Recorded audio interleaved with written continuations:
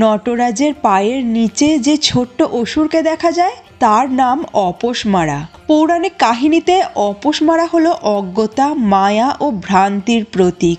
শিব যখন নটরাজ রূপে মহাতাণ্ডব নৃত্য করেন তখন তিনি অপসমারাকে পায়ের নিচে চেপে রাখেন। এর গভীর অর্থ হলো যতক্ষণ না আত্মজ্ঞান জাগ্রত হয় ততক্ষণ মানুষ অজ্ঞতা ও বিভ্রান্তির শিকার হয়। অপসমারা শব্দের অর্থ স্মৃতিভ্রংশ বা ভুলে যাওয়া। এটি সেই চেতনার অবস্থাকে বোঝায় যেখানে সত্য জ্ঞানের ওপর মায়ার আবরণ পড়ে যায়। কিন্তু নটরাজ অপসমারাকে হত্যা করেন না, কারণ জ্ঞান ও অজ্ঞানের দ্বন্দ্ব চিরকালীন। তিনি তাকে পায়ের নিচে চেপে ধরে রাখেন, যা বোঝায় যে শিবের কৃপা ও নৃত্যের মাধ্যমে অজ্ঞতাকে দমন করা সম্ভব, কিন্তু পুরোপুরি ধ্বংস করা যাবে না।